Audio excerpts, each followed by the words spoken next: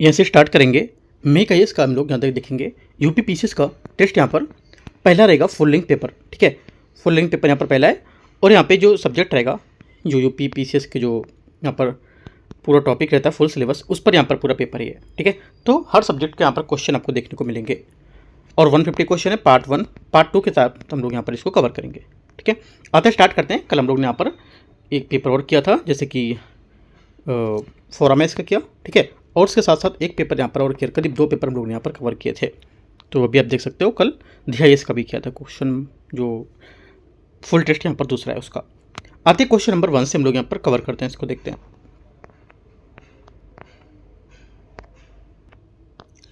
पहला क्वेश्चन है, ये बोला है कि विन संरचना के संबंध में विचार करना है। ये अवसादी चट्टान से निर्मित संरचना होती है। पहला क्या होगा?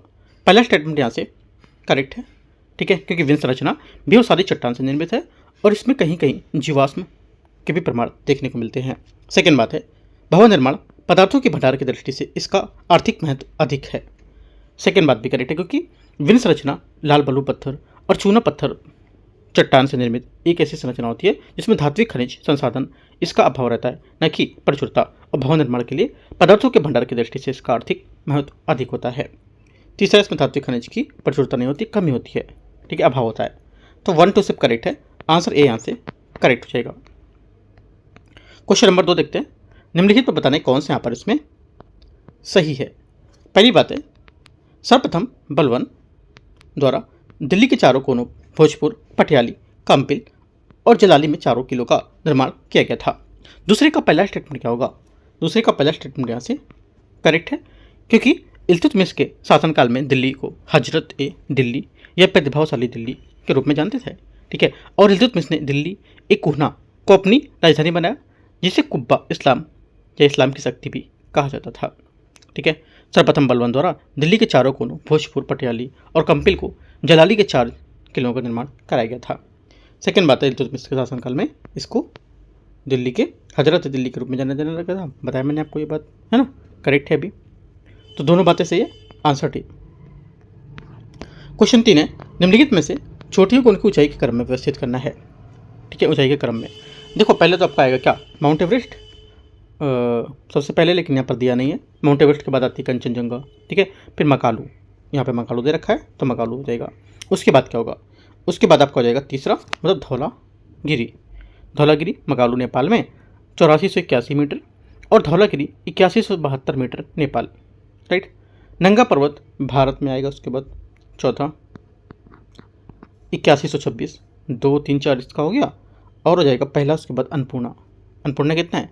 अन्नपूर्णा आपका है Nepal 8078। Correct answer 2 3 4 1, 2 3 4 1 C correct answer है।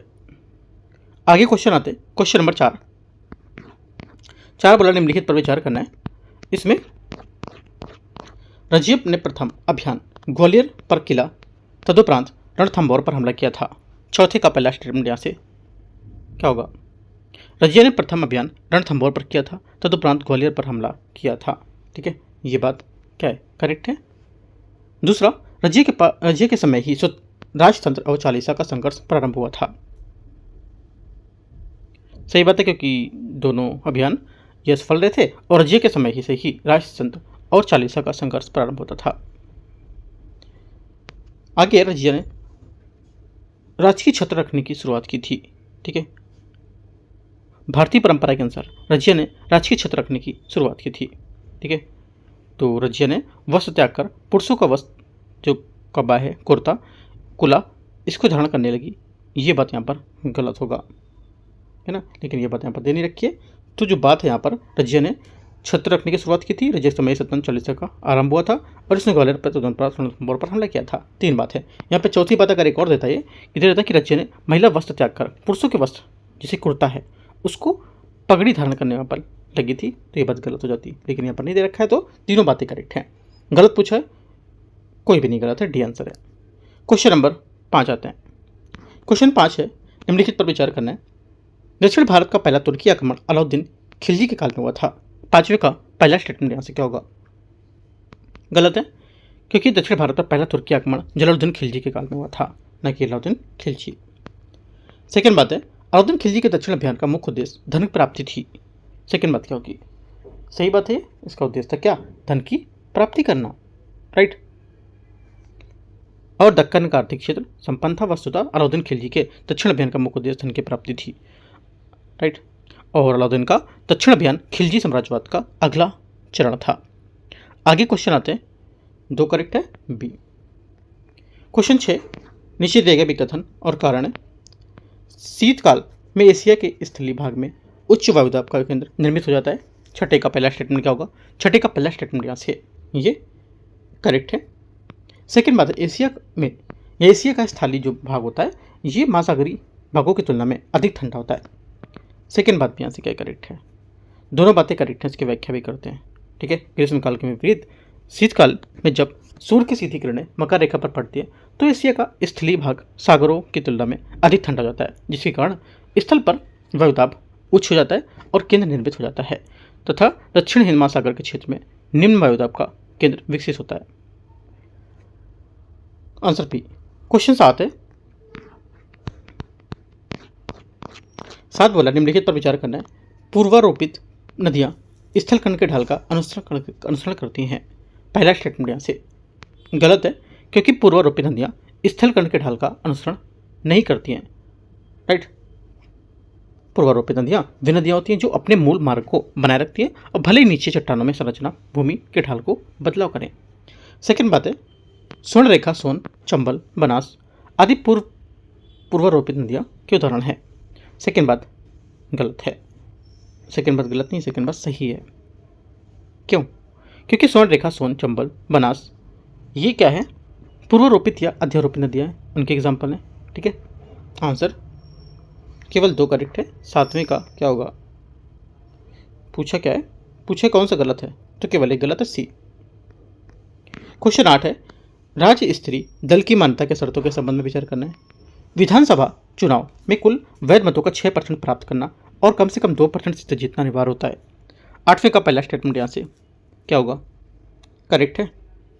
देखो, किसी दल को राज्य स्तरीय मान्यता के लिए विधानसभा में 6% मत, ठीक है, और 2 सीटें जीतना या कुल सीटों का 3%, है ना,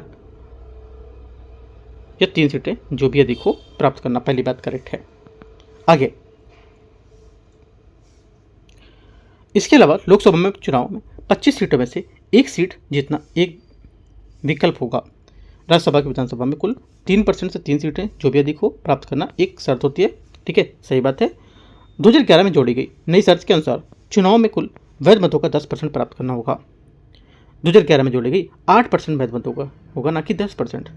कितना होगा? 8% होगा, 10% नहीं, ये गलत हो जाएगी। आंसर क्या होगा?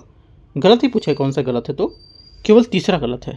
केवल तीसरा का मतलब 3 कथन है, 1 2 3, एक कथन इसमें से गलत है, तीसरा वाला। तो आंसर क्या होगा? 1 होगा।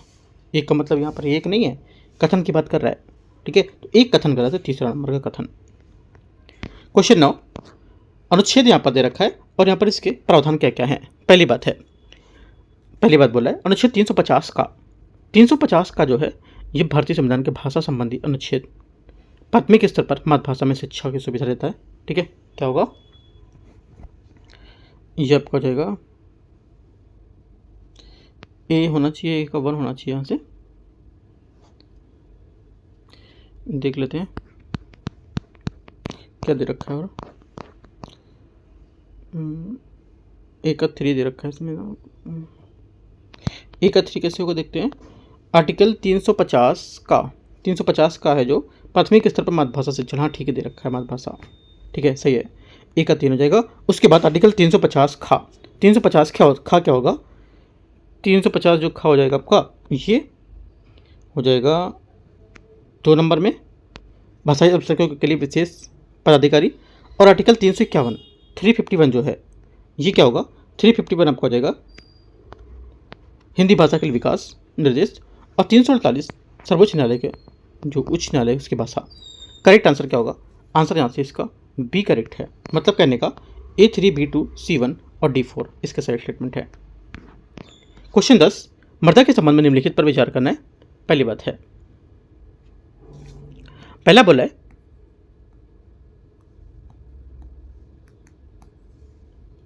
मृदा के बारे में कि मृदा के संबंध में लेटराइट मृदा रबड़, काजू, कॉफ़ी की खेती के लिए सबसे अच्छी मानी जाती है लेटराइट मिट्टी। पहला क्या होगा?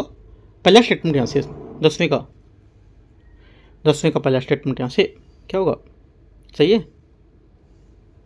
10वें का पहला स्टेटमेंट यहाँ से करेक्ट है। सेकेंड, काली मृदा केवल कपास की खेती के लिए ही उपयुक्त होती है, ऐसा गलत है, क्योंकि काली मृदा कपास के लिए तो विख्यात है, लेकिन इसके इस अतिरिक्त यहाँ पर जैसे कि गन्ना, गेहूँ है ना, और प्याज, राइट, वो हो गया, और उसके बाद आपका गन्ना, गेहूँ, प्याज और फलों की जो खेती होती है वो सब भी इसमें होगी, ठीक है, ना कि सिर्फ यहाँ पर कपास की खेती के लिए। 1 सिर्फ करेक्ट है, आंसर है।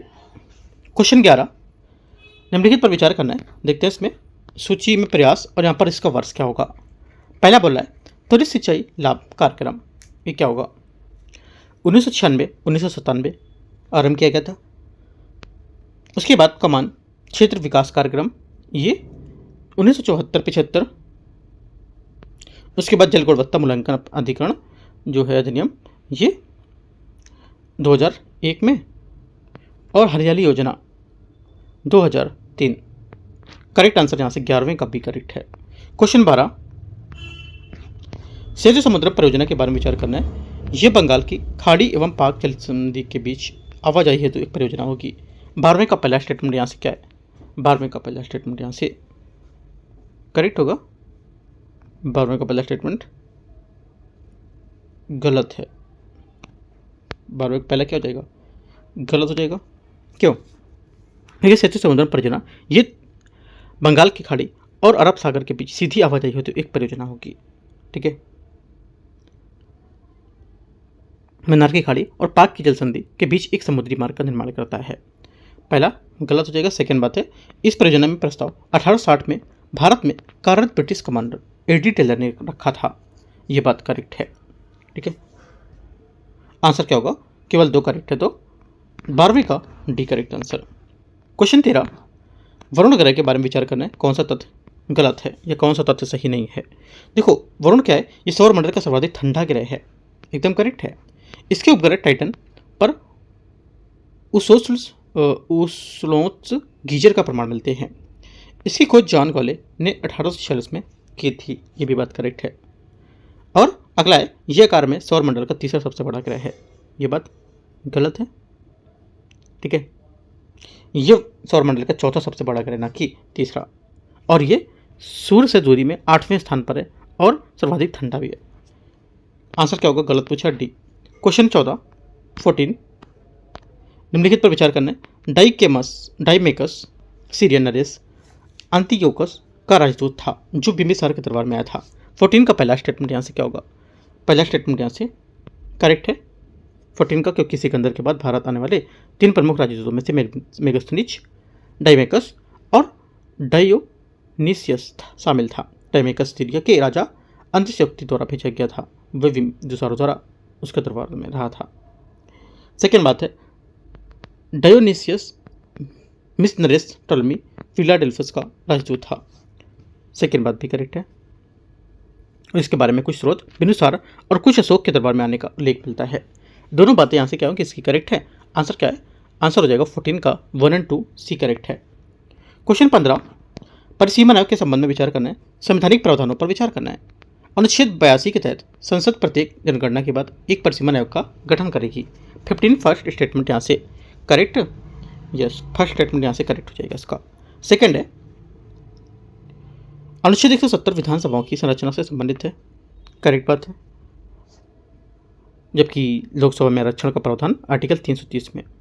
आगे लोकसभा अनुसूचित जातियों का आरक्षण 332 नहीं होगा, क्योंकि अनुच्छेद 330 लोकसभा में अनुसूचित जातियों SC और ST के लिए सीटों का आरक्षण का प्रावधान सुनिश्चित करता है, आर्टिकल 330 न कि 332। 1 2 करेक्ट है, बी। 16 नंबर है, निम्नलिखित में से कितने युग यहाँ पर सही सुमेलित हैं फसल रोग के हिसाब से? देखो कितने सही हैं, देखते हैं। 16, सोयाबीन पीला मोजेक रोग, सोयाबीन में आपका पीला मोजेक रोग है ना, और हो सकता है जैसे कि रोट हो सकता है, चारकोल रोट, और बैक्टीरियल ब्लाइट हो सकता है, ठीक है, तो ये सही है। ज्वार में क्या होता है? कंडुआ बोल रहा है, ज्वार में कंडुआ होता है, डाउनी होता है, ये भी बात सही है।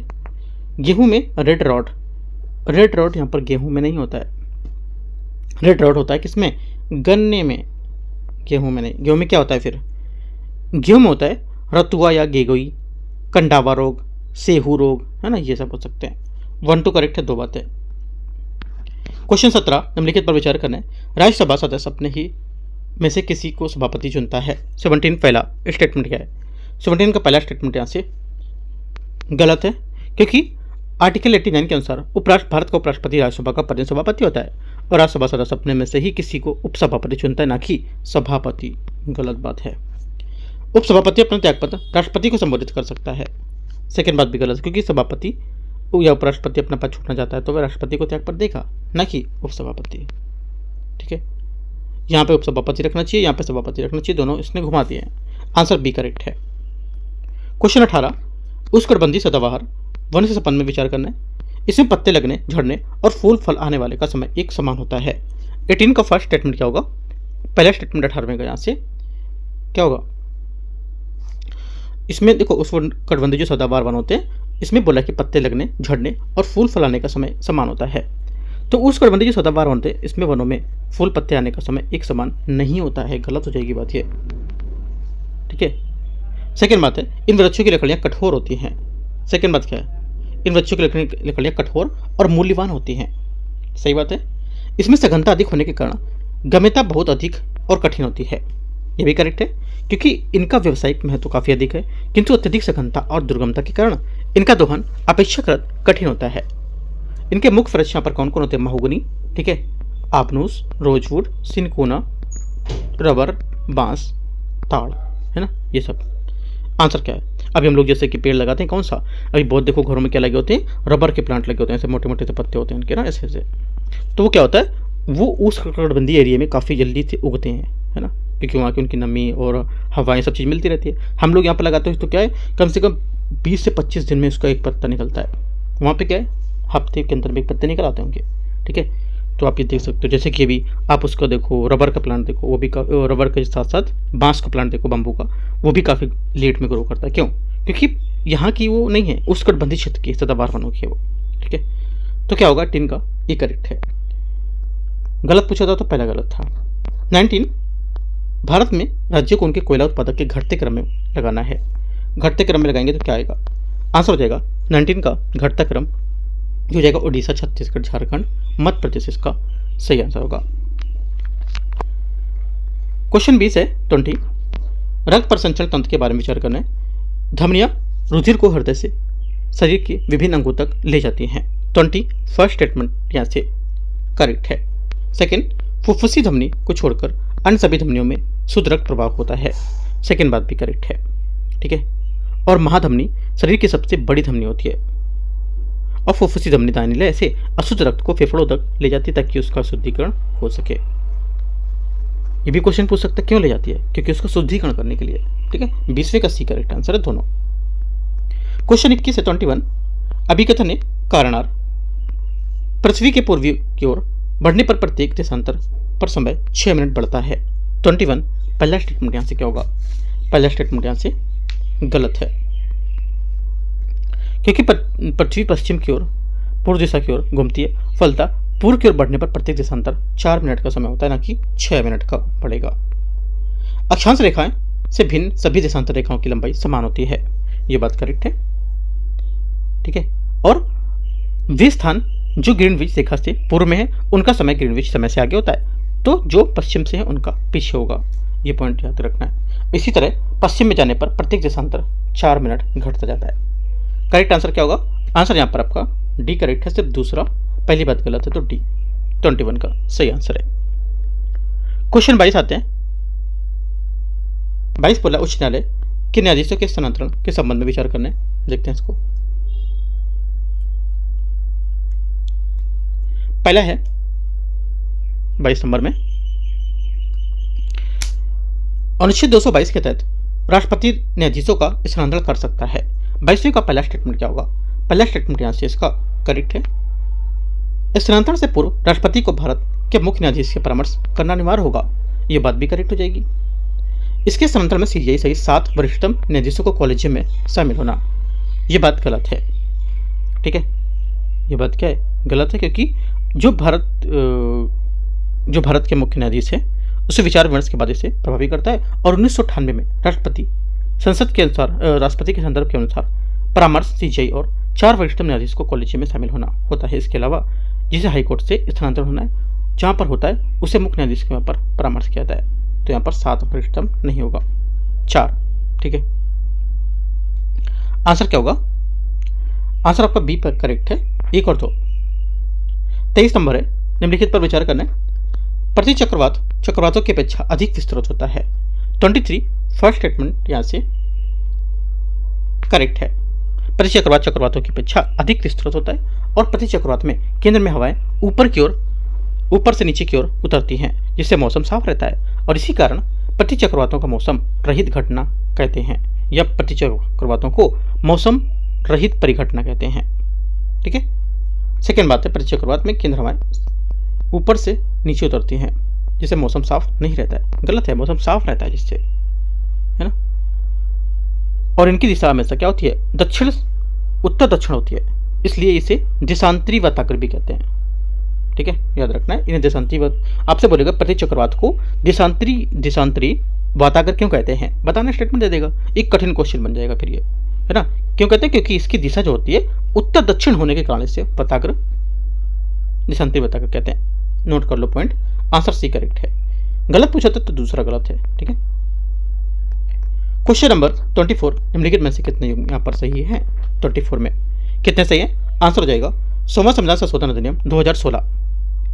क्या होगा? करेक्ट है, 6वां संविधान संशोधन 2015 होना चाहिए, 16 नहीं। 104वां संविधान संशोधन 2020 और 101वां संविधान संशोधन 2018 करेक्ट है। सही आंसर क्या होगा? अच्छा, 101वां संविधान संशोधन का हुआ था 101वां संविधान संशोधन 2016 होगा, यहाँ पर 18 नहीं होगा, ये भी गलत है।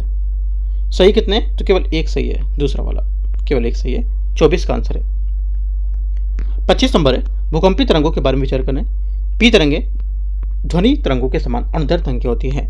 25 पहला स्टेटमेंट क्या होगा? पहला स्टेटमेंट यहाँ से करेक्ट है। एस तरंगे केवल ठोस में ही गमन कर सकती हैं, ये भी बात करेक्ट है। ठीक है, इसलिए इन्हें द्वितीयक तरंगे भी कहते हैं। आगे यहाँ पर है, पी तरंगों की गति द्रव भाग में अपेक्षाकृत अधिक होती है, ये बात गलत है ना। क्यों? क्योंकि पी तरंगे ध्वनि के समान अणुदैर्घ्य तरंगे होती हैं, जिनकी गति सबसे अधिक होती है। ठीक है, ये बोला है कि पी तरंगों की गति द्रव भाग में अपेक्षाकृत अधिक होती है, ऐसा नहीं है। आंसर क्या होगा? गलत पूछा है तो तीसरा गलत है, केवल डी। 26 नंबर है, निम्नलिखित पर विचार करना है। लोकायुक्त वास्तविक नियुक्ति सबसे पहले वर्ष 1971 महाराष्ट्र में हुई थी। 26 का पहला स्टेटमेंट यहाँ से क्या होगा? करेक्ट है। सेकेंड, राज्य स्तर पर सर्वप्रथम कर्नाटक में लोकायुक्त अधिनियम 1970 पारित किया गया है। गलत है, कहाँ पारित किया गया है? ये ओडिशा में, न कि कर्नाटक में। करेक्ट आंसर यहाँ से एक सिर्फ सही है, बी 26 का आंसर है। 27 है, अभिकथन है कारणार। भारत में केंद्र और राज्य के मध्य न्यायिक एक विधायी शक्तियों का बंटवारा नहीं किया जाता है। 27 का पहला स्टेटमेंट यहाँ से करेक्ट है। सेकेंड बात है, भारत में न्यायिक व्यवस्था एकात्मक स्वरूप की है। सेकेंड बात भी करेक्ट है। और न्यायिक शक्तियों का बंटवारा नहीं होता है, क्योंकि भारत में न्यायिक व्यवस्था एकात्मक है और ये सर्वोच्च न्यायालय के अधीन ही समस्त न्यायिक ढांचा में काम करेगा और अमेरिका की तरह दोहरी न्यायपालिका नहीं है। आंसर एक करेक्ट है, दोनों बातें सही है, इसकी व्याख्या भी करता है। 28 सवाल आधारित जैव ईंधन के बारे में विचार करना है। परंपरागत जैव ईंधन की तुलना में शैवाल में निम्न बायोमास पाया जाता है। 28 का पहला स्टेटमेंट यहाँ से गलत है, क्योंकि शैवाल में मक्का और सोयाबीन की तुलना में उच्च बायोमास होता है, जिन्हें अधिक उपयोगी बनाता है, निम्न उपयोगी नहीं बनाता है, और निम्न बायोमास नहीं पाया जाता है। गलत होगा। शैवाल आधारित जैव ईंधन का उत्पादन समुद्र में ही संभव है। गलत है, क्योंकि इसका उत्पादन समुद्र के साथ साथ भूमि कृषि के लिए अनुपयुक्त भूमि उस पर भी हो सकता है, न कि सिर्फ समुद्र में ही संभव है। और इसके बड़े पैमाने पर उत्पादन के लिए उच्च तकनीकी विशेषज्ञता, भारी पूंजी की आवश्यकता होती है। आपसे बोलेगा इसके लिए कम पूंजी की आवश्यकता होती है, कम पूंजी में आप इसको क्या कर सकते हो, तो गलत होगा। ठीक है, वर्तमान में ये उत्पादन अभी प्रारंभिक स्तर पर ही हुआ है, तो काफी इंपॉर्टेंट है। आंसर दोनों बातें गलत हैं, डी करेक्ट आंसर। 29 नंबर है, आग्नेय चट्टानों के संबंध में कौन सा कथन सही है? इन चट्टानों में जीवाश्मों का अभाव पाया जाता है। 29 पहला स्टेटमेंट यहाँ से करेक्ट है। इन चट्टानों पर रासायनिक अपक्षय का काफी ज्यादा प्रभाव पड़ता है। सेकेंड गलत होगा, हाँ सेकेंड स्टेटमेंट यहाँ से गलत होगा, क्योंकि इन चट्टानों पर चुंबकीय लोहा, निकेल, तांबा, सीसा, जस्ता, क्रोमाइड, मैग्नीज, सोना तथा प्लेटिनम आदि बहुमूल्य खनिज पाए जाते हैं।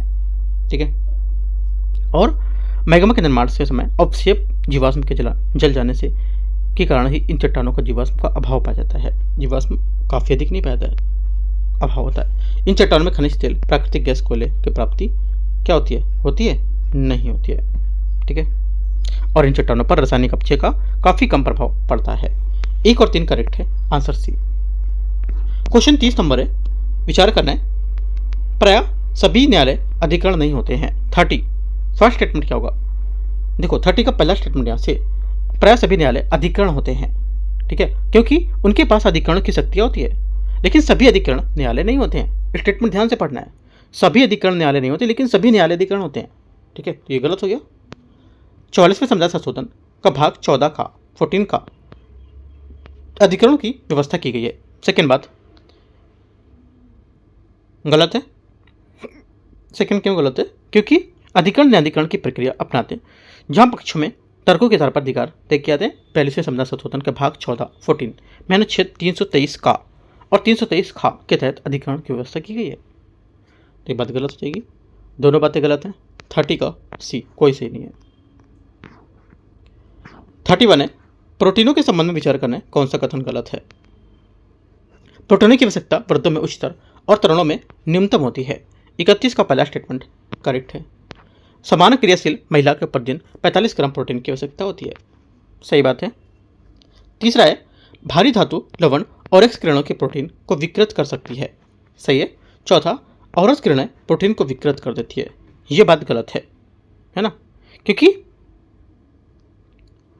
जो हालांकि औरत जो किरणें होती है प्रोटीन को विकृत नहीं करती हैं, और एक समान महिला में 45 ग्राम दूध जो पिलाने वाली माँ के लिए 70 ग्राम प्रोटीन प्रतिदिन आवश्यक होता है। बाकी सही है, डी वाला गलत होगा। 32 नंबर है, ज्वालामुखी के संबंध में कौन सा कथन गलत है? ज्वालामुखी के बारे में गलत है, आंसर हो जाएगा ज्वालामुखी क्रिया सबसे अधिक धूल और गैस निकलती है। डी सी आंसर क्या होगा इसका? गलत है, क्योंकि ज्वालामुखी का संबंध पृथ्वी के अंतर्जात बल से उत्पन्न होने वाले आकस्मिक संचलन से होता है। इसके अंतर्गत पृथ्वी की आंतरिक परतों में पेरिडोटाइट गलन से मैग्मा की उत्पत्ति होती है। यही मैग्मा पृथ्वी की आंतरिक परतों को तोड़ते हुए सतह पर पहुंचता है, तो इसे लावा की संज्ञा दी जाती है। ठीक है, ज्वालामुखी क्रिया के अंतर्गत लावा के अतिरिक्त गैस, राख व तरल पदार्थ भी पृथक करके जो पृथ्वी उससे सतह पर पहुंच सकते हैं। ज्वालामुखी क्रिया में सबसे अधिक जलवाष्प गैस निकलती है, न कि धूल, ध्यान रखना है। 33 नंबर है, मूल कर्तव्य में के महत्व के बारे में कौन सा कथन सही है? मूल कर्तव्य राष्ट्र के प्रति प्रतिबद्धता का भाव जागृत करते हैं और विधि द्वारा लागू हो सकते हैं। 33 का पहला स्टेटमेंट क्या होगा? करेक्ट है, 33 का पहला स्टेटमेंट यहाँ से करेक्ट हो जाएगा, सही पूछा है। सेकेंड बात है, इसके उल्लंघन पर संसद और दंड या सजा दोनों का प्रावधान कर सकती है, एकदम सही बात है। ठीक है, तीसरा, मूल कर्तव्य के कारण मूल अधिकारों का कर्तव्य के बीच संतुलन स्थापित होता है, ये भी करेक्ट है। यह संवैधानिक प्रावधान अधिकारों और कर्तव्य के मध्य संतुलन बनाने का काम करता है। तीनों बातें सही है। 33 का आंसर 1, 2 और 3, डी करेक्ट है। क्वेश्चन 34 सूची 1 सूची 2 को मैच करते हैं नगर, पर यहाँ पर उद्योग कौन कौन से हैं? 34 में पहला है जो बोल रहा है ज्यूरिक इंजीनियरिंग। ज्यूरिक क्या होगा? इंजीनियरिंग को लेकर के। डूंडी क्या होगा? जूट उद्योग। रियो डी जेनेरियो वस्त्र उद्योग। ब्यूनस आयर्स जो हो जाएगा ये क्या होगा? मांस और डेयरी उद्योग। करेक्ट आंसर क्या होगा? 34 बी करेक्ट है। 35 नंबर, केंद्र राज्य संबंध के बारे में विचार करना है। भारतीय संविधान के भाग 11 में विधायी, जबकि भाग 12 में प्रशासनिक संबंधों का उल्लेख है। 35 का पहला स्टेटमेंट यहाँ से क्या होगा? गलत है, क्योंकि वित्तीय जो भाग 11 में पहले अध्याय में विधायी संबंध और दूसरे प्रशासनिक संबंध में वर्णित है। ये बात गलत हो जाएगा। जबकि भाग जो 12 में कुछ विशिष्ट अनुच्छेद 268 से 293 तक विस्तार किया गया इनका। पहला गलत हो जाएगा। सेकंड है वित्तीय संबंधों का विवरण भाग 13 में दिया गया है। वित्तीय संबंधों का भाग 12 में दिया, 13 में नहीं दिया है ये, ठीक है। और भारत में शक्तियों का बंटवारा मुख्य रूप से विधायी, प्रशासनिक और वित्तीय आधार पर होता है। दोनों बातें गलत हैं। आंसर यहाँ से क्या होगा? डी करेक्ट है 35 का। 36 नंबर है 36, हरित अर्थव्यवस्था के बारे में कार्रवाई के लिए भागीदारी के संबंध में विचार करना है। इसका गठन रियो 20+ की कॉल ऑफ एक्शन के प्रत्यक्ष प्रतिक्रिया के रूप में किया गया था। 36 का पहला स्टेटमेंट यहाँ से क्या है? पहला स्टेटमेंट यहाँ से 36 का जो होगा ये सही है। पहली बात यहाँ से करेक्ट है। सेकंड, PAGE इसका उद्देश्य सरकारी और निजी जो संगठन होते हैं उसको ग्रीन इकोनॉमी के तहत प्रोत्साहन करना, ये बात भी करेक्ट है। तीसरा, इसका मुख्य लक्ष्य होता है सतत विकास के लिए हरित अर्थव्यवस्था की ओर संक्रमण को बढ़ावा देना, और इसमें 5 संयुक्त राष्ट्र की एजेंसियां मिलकर काम करेंगी, ठीक है। कौन कौन सी? ILO, ठीक है, UN एनवायरमेंट, UNIDO, UNDP और UNITR। ये करेक्ट आंसर सभी करेक्ट है। 36 का डी। 37 प्लेट विवर्तन की सिद्धांत के प्रतिपादन का श्रेय किसे दिया जाता है? आंसर हो जाएगा ये दिया जाता है 37 का आंसर एक तो मॉर्गन, पार्कर, मैकेंजी, सभी को, क्योंकि प्लेट विवर्तन के सिद्धांत का प्रतिपादन श्रेय किसी एक व्यक्ति को नहीं दिया सकता है, क्योंकि यह महाद्वीपीय विस्थापन का सिद्धांत पूर्व चुंबकत्व अध्ययन और सागर नितल के प्रसंस्करण सिद्धांत से सम्मिलित था। और 1967 में मैकेंजी, मॉर्गन, पार्कर इन्होंने पूर्व में उपलब्ध में विचारों को समन्वित करके प्लेट विवर्तन के सिद्धांत प्रतिपादन किया था। आंसर डी सभी। 38 नंबर 38 कार्टाजोना जैव सुरक्षा प्रोटोकॉल के बारे में, इसे जैव विविधता कन्वेंशन तत्वधान में अंतिम रूप दिया गया था। 38 का पहला स्टेटमेंट यहाँ से करेक्ट है। सेकंड है ये प्रोटोजोआ 29 जनवरी 2000 को लागू हुआ था,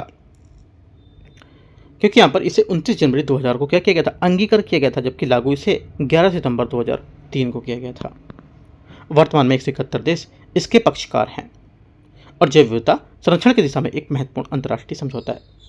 ओनली वन करेक्ट है डी। 39 नंबर है अभिकथन कारणार, यदि किसी वृक्ष की छाल को उसके आधार के पास गोलाकार रूप से हटा दिया जाए तो वृक्ष धीरे धीरे क्या होता है? सूखकर मर जाता है। 39 का पहला क्या होगा? करेक्ट है। सेकंड बोला है छाल हटाने से वृक्ष की जड़ें ऊर्जा में वंचित रह जाती हैं। सेकंड बात क्या होगी? सेकंड बात भी यहाँ से इसकी करेक्ट है। दोनों बातें यहाँ से इसकी करेक्ट हैं। जब वृक्ष की छाल को आधार से गोलाकार से हटाते हैं तो जो भोजन होता है उसकी जो ऊर्जा होती है वो जड़ों तक पहुँचने का मार्ग बाधित कर देती है। इसके परिणाम स्वरूप जड़ें ऊर्जा का अभाव के कारण काम करना बंद कर देती हैं और वृक्ष अंततः सूखकर मर जाता है, ठीक है, याद रखना है। आंसर क्या होगा? आंसर दोनों से करेक्ट हैं बी। 40 नंबर है 40 नदी अपर्दन के बारे में, नदी अपर्दन द्वारा निर्मित स्थलाकृतियाँ कौन कौन सी है? नदी अपर्दन द्वारा स्थलाकृतियाँ जो हैं ये हो जाएंगे यहाँ पर, एक तो जलप्रपात, ठीक है, दूसरा छिप्रिका।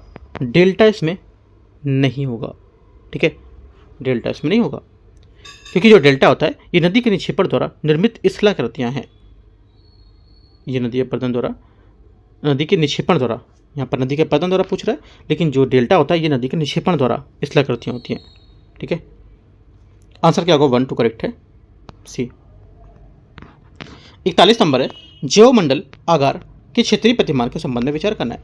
इसे पारंपरिक रूप से तीनों क्षेत्रों कोरोड, बफर और संक्रमण में बांटा गया है। 41 का पहला स्टेटमेंट यहाँ से क्या है? करेक्ट है। सेकेंड, 1976 की यूनेस्को की टास्क फोर्स द्वारा इस क्षेत्रीय प्रतिमान का प्रस्ताव रखा गया है। सेकेंड बात भी करेक्ट है। इसका प्रयोग स्थानीय लोगों की आवश्यकताओं और विशिष्ट क्षेत्र की भौगोलिक स्थिति के अनुसार किया जा सकता था। यह प्रतिमान प्राकृतिक संसाधन के सतत उपयोग और संरक्षण के बीच संतुलन बनाने का काम करता था, ठीक है। तीसरी बात है ये बोला कि जोन की यह उदाहरणा काफ़ी कठोर है और बदली नहीं जा सकती है। गलत है ना, क्योंकि यहाँ पर जोन की उदाहरणा काफ़ी सरल है और लचीली है, ना कि कठोर है। 1 2 करेक्ट है, आंसर बी। 42 नंबर है 42 नंबर है, निम्नलिखित झीलों को उत्तर से दक्षिण के क्रम में व्यवस्थित करना है। उत्तर से दक्षिण में व्यवस्थित करेंगे, आंसर क्या हो जाएगा? आंसर हो जाएगा यहाँ से एक तो मेंजाला झील, टिम्सा झील, आगे ग्रेट पीटर झील और लिटिल पीटर झील।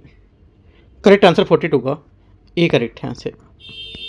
ठीक है, यह नहर मिस्र के एक कृत्रिम समुद्र स्तरीय जलमार्ग है जो भूमध्य सागर को लाल सागर से जोड़ती है। ठीक है, स्वेज नहर के समीप ये झीलें उत्तर से दक्षिण क्रम में दिखाई गई हैं। आगे आते क्वेश्चन 43, पीवीटीजीएस समूह के बारे में विचार करना है। इस विशिष्ट श्रेणी की स्थापना 1975 में ढेबर आयोग की सिफारिश पर की गई थी। पहली बात स्टेटमेंट यहाँ से क्या होगा? पहला स्टेटमेंट यहाँ से जो रहेगा ये करेक्ट है। सेकेंड बात है, गृह मंत्रालय द्वारा 100 से अधिक जनजातीय समूहों को पीवीटीजीएस के रूप में वर्गीकृत किया गया है। गलत है, क्योंकि गृह मंत्रालय द्वारा 75 जो है 75 जनजातीय समूहों को पीवीटीजीएस के रूप में वर्गीकृत किया गया और जो 18 राज्यों और अंडमान निकोबार में रहते हैं। इस विशिष्ट श्रेणी की स्थापना 1975 में हुई थी और इन समुदाय की पहचान उनकी कम विकास स्तर आधार पर की गई थी। तो सेकंड गलत हो जाएगा, पहला करेक्ट है।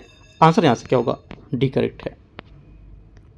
44 नंबर है 44, मृदा के संबंध में विचार करना है। मृदा एक अनवीकरणीय संसाधन माना जाता है। 44 पहला स्टेटमेंट क्या है? पहला स्टेटमेंट यहाँ से करेक्ट है। मानवीय क्रियाकलापों द्वारा इनका अत्यधिक क्षय हो जाता है। 44 का सेकंड क्या होगा? सेकंड भी करेक्ट है, क्योंकि मृदा निर्माण की दर अत्यंत मंद होने के कारण मृदा को अनवीकरणीय संसाधन माना जाता है, जिससे क्या होता है, जिस मृदा में चूने की मात्रा कम होती है उसे अम्लीय मृदा, तथा जिसमें इसकी मात्रा ज़्यादा होती है उसे क्षारीय मृदा कहते हैं। और मृदा के अलग अलग प्रकारों में उसे अपने खास रासायनिक गुण होते हैं। तीसरी बात है, जिस मृदा में चूने की मात्रा कम होती है उसे क्षारीय मृदा कहते हैं। ये बात गलत है, क्योंकि अधिक होने पर इसे कहते हैं। ये बात गलत हो जाएगी। आंसर क्या होगा? 1 2 करेक्ट है, लेकिन तीसरी बात इसकी गलत है। 45 नंबर है, राज्य और इसका प्रावधान क्या क्या है बताना है आपको 45 में। पहली बात है, ये बोला है कि सिक्किम अनुच्छेद 371 का चा, मिजोरम 371 छा, गोवा 371 झा और कर्नाटका आपको हो जाएगा 371 का आना, है ना। ये करेक्ट आंसर क्या होगा? ए यहाँ से सही आंसर है। क्वेश्चन 46 है, हाइड्रोजन गैस के संबंध में विचार करना है। हाइड्रोजन पृथ्वी के धरातल पर तीसरा सबसे ज़्यादा पाया जाने वाला तत्व है। 46 का पहला स्टेटमेंट क्या है? पहला स्टेटमेंट यहाँ से करेक्ट है। ठीक है, क्योंकि हाइड्रोजन सबसे तरल रासायनिक तत्व है जिसमें एक प्रोटॉन और एक इलेक्ट्रॉन होता है, और ये पृथ्वी के धरातल पर पाए जाने वाला तत्व में तीसरे स्थान पर आता है, लेकिन ये वातावरण में प्राकृतिक रूप से नहीं पाया जाता है। इस बात आपको याद रखना है। वातावरण में हाइड्रोजन प्राकृतिक रूप से प्रचुर मात्रा में, अभी मैंने बताया आपको, नहीं पाया जाता है। ठीक है, और इसे जीवाश्म ईंधन जैसे गैसोलीन, प्राकृतिक गैस या जल इलेक्ट्रोलिसिस की प्रक्रिया द्वारा प्राप्त कर सकते हैं। भविष्य में इस महत्वपूर्ण ईंधन के रूप में इसे देखा जा सकता है। आंसर 1 करेक्ट है, तो बी। 47 है, रोपण कृषि के संबंध में विचार करना है, कौन सा गलत है। देखो, जिनका इंग्लिश जो लोग यहाँ पर एग्जाम देंगे ना, तो यहाँ पर इंग्लिश का भी जो साइड में है ना, इसको आप इंग्लिश से देखते चलो। ठीक है, बाकी हिंदी वाला मैं करा रहा हूँ आपको। तो यहाँ पर रोपण कृषि के बारे में कौन सा कथन गलत है बताना है, राइट। तो रोपण यहाँ पर जो है उसके बारे में कौन सा गलत है, यहाँ से जो गलत हो जाएगा ये हो जाएगा, इस प्रकार की मृदा मुख्यतः विश्व के शीतों से संबंधित क्षेत्रों में होती है। गलत है, क्योंकि यहाँ पर ये जो होती है ये उष्ण और उपोष्ण कटिबंधीय क्षेत्रों में होती है, ना कि शीत कटिबंधीय क्षेत्रों में। रोपण कृषि में बड़े पैमाने पर श्रम और पूंजी के साथ साथ परिवहन जाल विकास की भी अनिवार्यता होती है, और भारत में चाय, कॉफी, रबर, गन्ना, केला इत्यादि महत्वपूर्ण रोपण फसलें हैं। इंपॉर्टेंट पॉइंट है, असम और उत्तरी बंगाल में चाय, कर्नाटक में कॉफी वहाँ की मुख्य रोपण फसलें हैं। इनमें से एकल फसलें प्रमुखता से उगाई जाती हैं। आंसर 47 का सी। 48 नंबर है, वित्तीय आपातकाल के बारे में विचार करना है। 38वें संविधान संशोधन राष्ट्रपति की वित्तीय आपातकाल की घोषणा को किसी भी न्यायालय में प्रश्नयोग्य नहीं माना गया था। पहला क्या होगा? 48 का स्टेटमेंट यहाँ से करेक्ट है, क्योंकि अनुच्छेद 360 के तहत राष्ट्रपति वित्तीय आपातकाल की होती है स्थिरता, इसको संकट होने पर आपातकाल घोषित कर सकता है। ठीक है, और जो 38वें संशोधन जो है उसमें क्या है, आपातकाल घोषणा का योग माना गया था, ठीक बात है। आगे यहाँ पर है, किंतु लोकतंत्र को मजबूत करने के लिए 44वें संविधान संशोधन द्वारा राष्ट्रपति की इस संतुष्टि को न्यायिक समीक्षा के अधीन कर दिया गया था। 42वें संविधान संशोधन नहीं होगा, 44वां होगा। अब इसके आधारों पर जांच न्यायालय द्वारा की जा सकती है। ठीक है, करेक्ट आंसर केवल एक सही है, दूसरा गलत है। 49 नंबर है 49, फाइटोप्लैंक्टन यूवीबी विकिरण के बारे में विचार करना है। फाइटोप्लैंक्टन जलीय आहार जाल के आधार का निर्माण करता है। 49 का पहला स्टेटमेंट यहाँ से क्या होगा, 49 का पहला स्टेटमेंट यहाँ से क्या होगा, पहला स्टेटमेंट यहाँ से देख लेता हूँ। फाइटोप्लैंक्टन जलीय आहार जाल के आधार का निर्माण करता है। फ्लाइटो का जो प्लैंक्टन होता है जलीय परिस्थिति तंत्र की नींव होती है और इसमें कमी से कार्बन डाइऑक्साइड की मात्रा बढ़ेगी, जिससे ग्लोबल वार्मिंग में वृद्धि होती है। ठीक है, आगे देखते हैं दूसरा स्टेटमेंट। यूवीबी विकिरण अधिकता से फाइटोप्लैंक्टन के उत्पादन में वृद्धि होती है। यूएफबी की अधिकता से फाइटोप्लैंक्टन के उत्पादन में कमी आती है, ना कि वृद्धि होती है। बात गलत है। तीसरा, फाइटोप्लैंक्टन की संख्या घटने से वैश्विक तापमान बढ़ सकता है। एकदम सही है। पूछा कि कौन सा गलत है, तो सिर्फ दूसरा गलत है, मतलब एक स्टेटमेंट गलत है। आंसर क्या होगा, केवल एक। 50 सूची सतह, सूची यहाँ पर प्रत्यावर्तन कौन सा होगा 50 में, रेत 20 से 30%। ठीक है, घास आपका 14 से 37% के बीच, वन आपका हो जाएगा 5 से 10, जल 3 से 5। करेक्ट आंसर यहाँ से सी। क्वेश्चन 51 अंतर्राष्ट्रीय जल प्रबंधन संस्थान के बारे में विचार करना है। इसका मुख्य उद्देश्य खाद्य सुरक्षा, आजीविका और पर्यावरण सुधार के लिए जल प्रबंधन की समस्याओं का समाधान करना। 51 का पहला स्टेटमेंट क्या होगा, पहला स्टेटमेंट यहाँ से करेक्ट है। इसका मुख्यालय श्रीलंका में स्थित है, ये भी बात करेक्ट है। और अंतर्राष्ट्रीय जल प्रबंधन संस्थान का मुख्यालय कोलंबो श्रीलंका में स्थित है। इसके कई क्षेत्रीय कार्यालय एशियाई और अफ्रीकी देशों में भी हैं। ये एक अंतर्राष्ट्रीय गैर लाभकारी शोध संस्थान है जो विकासशील देश में और जल भूमि संसाधन का सतत उपयोग को बढ़ावा देता है। इसका मुख्य उद्देश्य खाद्य सुरक्षा, आजीविका और पर्यावरण के सुधार के लिए जल प्रबंधन की समस्याओं का समाधान करना। ठीक है, याद रखना है। 51 का क्या होगा, दोनों करेक्ट है, ए। 52 नंबर 52, भूमध्य रेखी निम्न वायुदाब की पेटी के बारे में कौन सा गलत है। यहाँ से जो गलत हो जाएगा 52 का, ये हो जाएगा सूर्य के ऋतुवत उत्तरायण और दक्षिणायन होने के बावजूद इस पेटी का स्थानांतरण नहीं होता है, ये बोल रहा है 52 में। ठीक है, गलत हो जाएगा, क्योंकि सूर्य के ऋतुवत उत्तरायण तथा दक्षिणायन होने के कारण इस पेटी का स्थानांतरण होता रहता है, ये बोला नहीं होता, तो गलत हो जाएगा। अतः हवाएं गर्म होकर फैलती हैं और ऊपर उठती हैं, इसलिए इस पेटी में निरंतर न्यून वायुदाब बना रहता है। इससे तापजन्य शून्य और न्यून वायुदाब पेटी भी कहते हैं। जहाँ वायुमंडल में उपस्थित अत्यधिक नमी भी निम्न वायुदाब के लिए उत्तरदायी होती है, क्योंकि इस कटबंधी में प्रतिदिन वर्षा होती रहती है। 52 का आंसर डी। 53 नंबर क्वेश्चन है, जब कोई वस्तु प्रकाश स्पेक्ट्रम के सभी रंगों को परावर्तित करती है तो सफेद दिखाई देती है। पहला क्या होगा, करेक्ट है। सेकंड, जो सभी रंगों की उपस्थिति का प्रतीक बताता है। लाल, हरा, पीला रंग मूल रूप से प्राकृतिक रंग कहलाते हैं। ठीक है, लाल, हरा, पीला, नीला, ये सब आपको क्या हो गया, प्राकृतिक रंग हो गए। सही है। यदि कोई वस्तु सभी रंगों को अवशोषित कर लेती है तो वह काली दिखाई देती है। यदि वह सभी रंगों को अवशोषित कर लेगी तो क्या दिखाई देगी, सफेद दिखाई देगी, है ना कि काली। तो ये बात गलत हो जाएगी।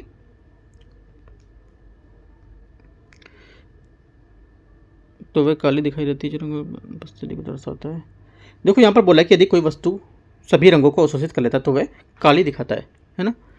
तो यहाँ पर गलत होगा। जब कोई वस्तु प्रकाश स्पेक्ट्रम के सभी रंगों को परावर्तित करता है, अवशोषित नहीं परावर्तित करता है, तो सफ़ेद दिखाई देता है और सभी रंगों की उपस्थिति का प्रतीक बताता है। और इसके विपरीत है, अगर कोई वस्तु सभी रंगों को अवशोषित कर लेता है, अगर अवशोषित कर लेगा तो वह काली दिखाई देगा, है ना, जो रंगों की अनुपस्थिति को दर्शाता है। अवशोषित कर लेगा तो काली दिखाई देगा, तो ठीक होना चाहिए बात ये।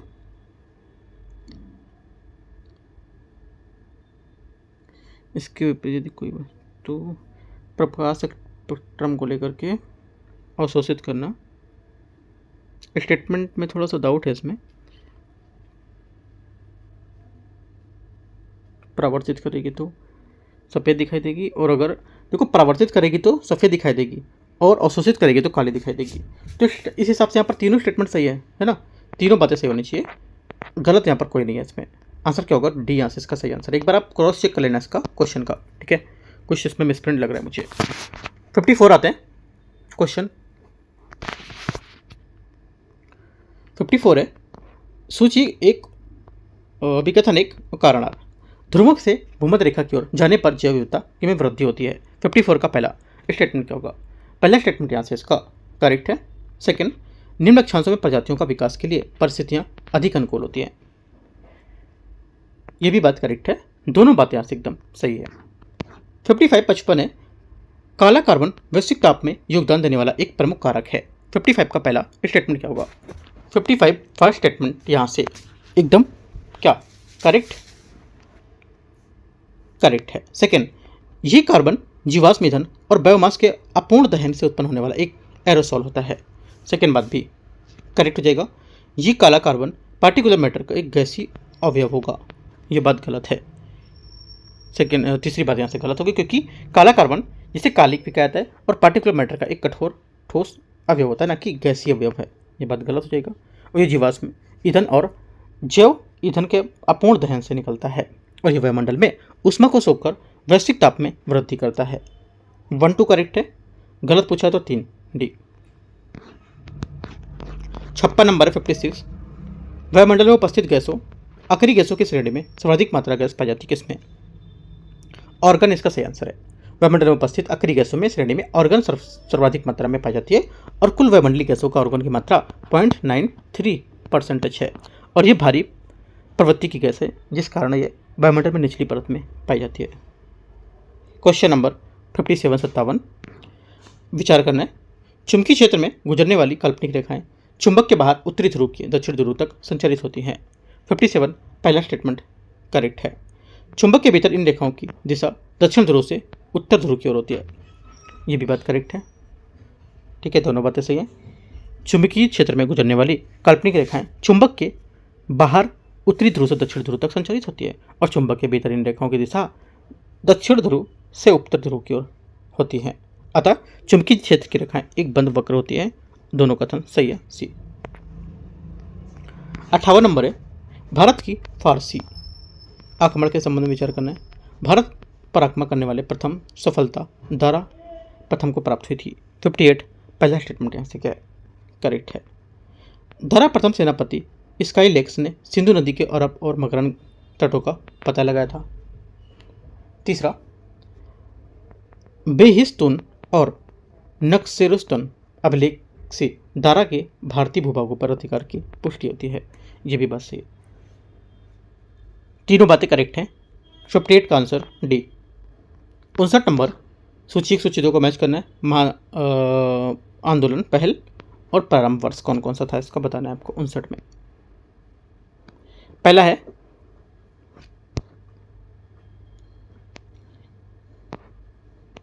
पहला बोला है जंगल बचाओ आंदोलन 1980 दशक में, मैती आंदोलन 1994, हरित अर्थव्यवस्था पहल 2008, पेज की स्थापना 2012। करेक्ट आंसर क्या होगा? करेक्ट आंसर इस टाइप से हो जाएगा, इसका 59 का बी करेक्ट हो जाएगा। क्वेश्चन नंबर 60, गैसों के जो संबंध में विचार करना है। अमोनिया का उपयोग रेफ्रिजरेटर में शीतलक के रूप में किया जाता है और ये जल में अत्यधिक घुलनशील होती है। 60 का पहला करेक्ट है। सल्फर डाइऑक्साइड और नाइट्रोजन डाइऑक्साइड अम्ल वर्षा के लिए उत्तरदायी प्रमुख गैसें हैं। तीसरा, नाइट्रस ऑक्साइड को हास्य गैस कहा जाता है, जिनका उपयोग शल्य चिकित्सा चेतना शून्य करने के लिए भी कर सकते हैं, करेक्ट है। चौथा, कार्बन मोनोऑक्साइड हीमोग्लोबिन के साथ मिलकर कार्बोक्सी हीमोग्लोबिन बनाते हैं, जिससे शरीर में ऑक्सीजन प्रवाह बाधित होता है, सभी बातें सही है, आंसर डी। 61 नंबर है, अभिकथन है कारणार सीफिल विद्युत बल्ब से ज़्यादा ऊर्जा दक्ष होती है। 61 पहला स्टेटमेंट यहाँ से क्या होगा? करेक्ट है। सीफिल में उद्दीप्ति द्वारा प्रकाश उत्पन्न होता है, सेकंड गलत है। सेकंड बात इससे क्या हो जाएगी? गलत हो जाएगी, क्योंकि विद्युत बल्ब में टंगस्टन का फिलामेंट तप्त होने से प्रकाश उत्सर्जित होता है, इसे उद्दीप्ति कहते हैं। तो फिलामेंट तो सीफिल में होता नहीं है, तो उद्दीप्ति कहाँ से होगा? तो ये गलत हो जाएगा। सिर्फ पहला करेक्ट है। 61 का आंसर सी आंसर इसका क्या होगा? 61 का सही आंसर हो जाएगा। आगे क्वेश्चन आता है 62 नंबर क्वेश्चन। मस्टर्ड गैस के संबंध में कौन सा कथन सही है? पहला, ये समान तापमान पर एक रंगहीन गैस है। पहली बात यहाँ पर स्टेटमेंट क्या होगा इसका? गलत है, क्योंकि मस्टर्ड समानता पर गैस नहीं है बल्कि एक गाढ़ा द्रव है और इसकी गंध सरसों जैसी होती है। उसके होने के कारण से मस्टर्ड गैस कहा जाता है। ये एक अत्यंत जहरीला पदार्थ है। एकदम सही बात है, जो त्वचा के संपर्क में आने पर बड़े फफोले पड़ जाते हैं। केवल दूसरा करेक्ट है, बी। क्वेश्चन 63 राष्ट्रीय हरित अधिकरण में कौन सा कथन सही है? इसके बारे में यहाँ पर जो सही होगा, इसमें अधिकतम 20 पूर्णकालिक सदस्य हो सकते हैं। सी यहाँ से क्या होगा? 63 का सही आंसर है। ठीक है, आगे आते हैं क्वेश्चन 64 है, सिलिकॉन के संबंध में कौन सा कथन यहाँ पर सही होगा बताना है। ये भूपर्पटी में पाए जाने वाला सर्वाधिक प्रचुर तत्व है। 64 फर्स्ट स्टेटमेंट गलत है, क्योंकि सिलिकॉन एक उपधातु है जो कठोर और भंगुर क्रिस्टलीय होता है। इसमें अर्धचालक गुण होते हैं। ये भूपर्पटी में दूसरा सर्वाधिक पाया जाने वाला तत्व है, ना कि पहला। सिलिकॉन एक कठोर भंगुर क्रिस्टलीय उपधातु है, सही बात है। और ये एक अर्धचालक है जो रेत काउच में पाया जाता है, सही बात है।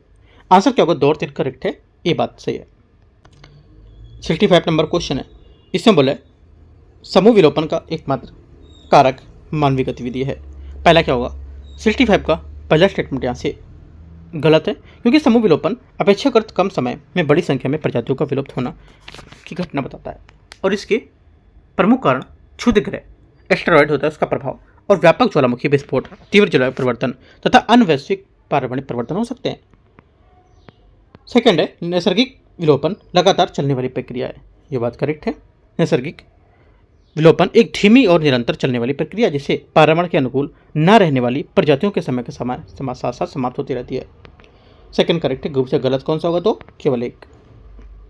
क्वेश्चन 66 नंबर है 66, क्या शहरी समुदाय की विशेषता नहीं है? शहरी समुदाय की विशेषता में से कौन सी नहीं है? आमने सामने का संबंध, ये नहीं है, क्योंकि शहरी समुदाय एक घनी आबादी वाला क्षेत्र होता है जिसमें लोगों के आधारित और संरचना का उच्च जनसंख्या होती है। शहरी समुदाय की विशेषता होती है कि जटिल जीवन, ठीक है, भौतिकतावादी, राइट, इनकी यहाँ पर प्रतिस्पर्धी जो लेकर के व्यक्तिगत उपलब्धियों पर जोर देना, चकाचौंध वाला जीवन है ना, ये सब यहाँ पर, न कि आमने सामने का संबंध। 67 है, सूची 1 सूची 2 को मैच करेंगे। आप बाउ का नियम क्या कहता है? देखो, जो आप बाउ का नियम है साइंस का है, ये होता है क्या? इलेक्ट्रॉन पहले निम्न ऊर्जा स्तर में भरे जाते हैं, ठीक है, आप बाउ का नियम बताता है ये। आगे हुंड का नियम, उप कक्षा के सभी कक्षकों में पहले एक इलेक्ट्रॉन भरता है। और बोर का नियम क्या होता है? बोरबरी का नियम, ये कक्षा में इलेक्ट्रॉनों की अधिकतम संख्या सूत्र क्या होता है? 2n², ठीक है। करेक्ट आंसर क्या होगा? आंसर हो जाएगा आपको यहाँ से 67 का सी करेक्ट है। 68 नंबर है, अभिकथन है कारणार। मौद्रिक नीति निर्माण के लिए प्रायः कोर मुद्रास्फीति को हेडलाइन मुद्रास्फीति की तुलना में अधिक व्यवहारिक माना जाता है। पहला क्या होगा? 68 का पहला क्या होगा? सोचो। 68 का पहला स्टेटमेंट यहाँ से करेक्ट हो जाएगा, ठीक है, क्योंकि हेडलाइन मुद्रास्फीति जो होती है ये क्या करती है? ये उपभोक्ता मूल्य सूचकांक पर आधारित होती है और इसमें खाद्य और ईंधन जैसे अस्थिर घटक शामिल होते हैं। पहला करेक्ट है। सेकंड बात, सेकंड क्या होगा? हेडलाइन मुद्रास्फीति में खाद्य और ईंधन जैसी वस्तुओं के कारण होने वाले त्वरित उतार चढ़ाव शामिल होते हैं जो तत्कालिक झटकों से प्रभावित होते हैं। सेकंड बात, ये भी करेक्ट है और दोनों व्याख्या भी करते हैं। आंसर क्या होगा? 68 का ए करेक्ट है। 69 नंबर है 69, समतल दर्पण के अनुप्रयोगों पर विचार करना है। पारदर्शी उपयोग पनडुब्बी में पानी की सतह पर देखने को लिए किया जाता है। पहला क्या होगा? 69 का फर्स्ट स्टेटमेंट यहाँ से करेक्ट है। पहली बात सही है। बहुरूपदर्शी समतल दर्पण का उपयोग होता है इसमें, और समतल दर्पण द्वारा प्राप्त प्रतिबिंब पार्श्व परिवर्तित होता है। तीनों करेक्ट हैं, ठीक है। समतल दर्पण के बारे में सभी बात यहाँ पर सही है। आंसर क्या होगा? यही कारण है कि एम्बुलेंस पर अक्षर उल्टे लिखे आते हैं, ठीक है। और समतल दर्पण की एक मुख्य विशेषता है कि पार्श्व परिवर्तन होता है, इसमें वस्तु का दायां भाग प्रतिबिंब का बायां दिखता है। क्वेश्चन नंबर 69 हो गया 70, समस्थानिकों के संबंध में कौन सा सही है? इनकी परमाणु संख्या समान होती है लेकिन द्रव्यमान संख्या अलग अलग होती है। 70 का पहला स्टेटमेंट यहाँ से एकदम करेक्ट है, सही बात है, सही है। हाँ, 70 का पहला स्टेटमेंट सही है। समस्थानिक एक ही तत्व के परमाणु होते हैं और जिनकी परमाणु संख्या, प्रोटॉनों की संख्या बता दो क्या होती है, समान, परंतु द्रव्यमान संख्या या न्यूक्लियर जो न्यूक्लियन होते हैं उसकी संख्या अलग अलग होती है। और किसी तत्व का रासायनिक गुण उसके इलेक्ट्रॉनों की संख्या द्वारा नियंत्रित होता है। तो क्या होगा, पहला करेक्ट है। सेकेंड, रासायनिक अभिक्रियाओं में सभी समस्थानिक का व्यवहार अलग होता है। सेकेंड बात गलत है, क्योंकि समस्थानिकों में इलेक्ट्रॉनिकों की संख्या समान होती है, इसलिए इन अभिक्रियाओं का व्यवहार समान होता है, अलग नहीं होता है। सिर्फ वन करेक्ट है, सी। 71, संगठन और राज्य कौन कौन से देखते हैं 71 में। पहला है agri horticulture society of India, ये क्या होगा, कोलकाता। आगे एक्सप्रेस गार्डन हो जाएगा Maharashtra. Garden of medical plant Paschim Bengal. Government biotechnical garden Tamil Nadu. Correct answer 71 का बी। 72 नंबर है, मिश्र धातुओं के संबंध में विचार करना है। यदि किसी मिश्र धातु एक धातु पारद है या पारा उसे या मरकरी है, ठीक है, उसे अमलगम कहा जाता है। 72 का पहला स्टेटमेंट यहाँ से क्या है, पहला स्टेटमेंट यहाँ से करेक्ट है।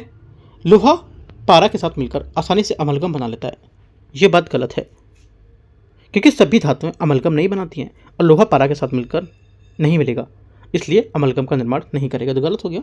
शुद्ध धातुओं की तुलना में मिश्र धातुओं की विद्युत चालकता गलनांक कम होती है, करेक्ट है। गलत पूछा है तो 72 का आंसर क्या होगा, गलत, ये हो जाएगा, ये गलत है दूसरा। 73 नंबर है, GRIHA गृह काउंसिल के बारे में कौन सा कथन सही है।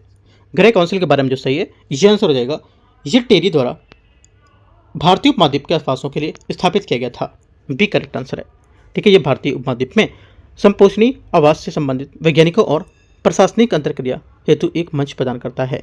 इसे भारत सरकार के नवीन और नवीकरणीय ऊर्जा मंत्रालय द्वारा समर्थन प्राप्त होता है। ये रेटिंग प्रणाली निर्माण कार्यों में ऊर्जा दक्षता और पर्यावरणीय स्थिरता को बढ़ावा देती है, आंसर बी करेक्ट है। 74 नंबर आते हैं 74, इनमें से देखना है कौन सा कथन गलत है। निर्वात में प्रकाश की चाल जल के कांच की तुलना में अधिक होती है, पहली बात करेक्ट है। सूर्य के प्रकाश में पृथ्वी तक पहुंचने में 8 मिनट से भी ज़्यादा कम का समय लगता है, 8 मिनट से भी कम का समय लगता है, ठीक है।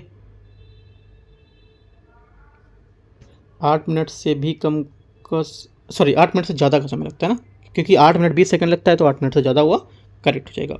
चंद्रमा पर परावर्तित प्रकाश 1.28 सेकंड पृथ्वी तक पहुंच सकता है, सही बात है, सभी सही है, आंसर सी। बोला गलत कौन सा, तो कोई गलत नहीं है। 75 उत्तर वैदिक कालीन अर्थव्यवस्था के संबंध में विचार करना है। उत्तर वैदिक काल में व्यापारिक लेन देन के लिए मुद्रा का प्रचलन प्रारंभ हो चुका था, पहली बात यहाँ से क्या है, करेक्ट है, पहला स्टेटमेंट यहाँ से इसका सही हो जाएगा। निष्क और शतमान इस काल के प्रचलित मुद्राओं के प्रकार होते थे, ये भी बात करेक्ट है, ठीक है, जो आर्थिक प्रगति का संकेत बताती थी, दोनों बातें सही है, आंसर ए 75 का करेक्ट हो जाएगा। 76 भी देख लेते हैं, 76 तक हम लोग करेंगे, फिर बाकी पार्ट 2 में। 76 बोला है कि नीचे दिए गए अभिकथन और कारण। अभिकथन है अक्रिय गैसें रासायनिक रूप से अत्यधिक स्थायी होती हैं और उनकी संयोजकता 0 होती है या शून्य होती है, पहला क्या होगा, 76 का स्टेटमेंट यहाँ से करेक्ट है, ठीक है।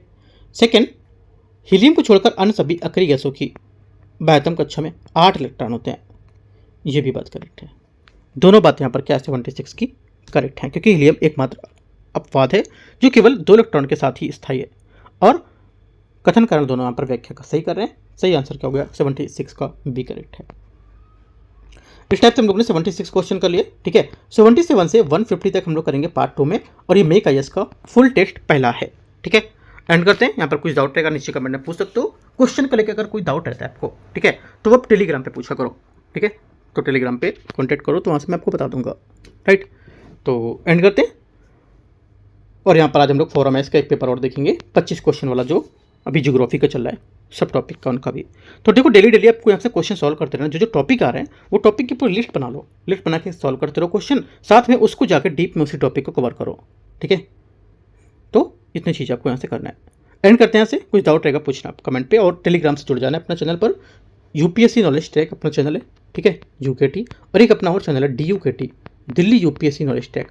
तो दोनों ही अपने चैनल है, ये बैकअप के लिए चैनल बनाया, और आप दोनों पर देख रहे हो, DUKT में भी और यूकेटी में भी आप देखोगे। ये इसलिए बनाया क्योंकि यहाँ पर कुछ कुछ वीडियोस यहाँ पर यूकेटी में नहीं अपलोड कर सकते हैं, वो DUKT में ही अपलोड करेंगे हम लोग, है ना, तो ध्यान रखना है। All the best, thank you.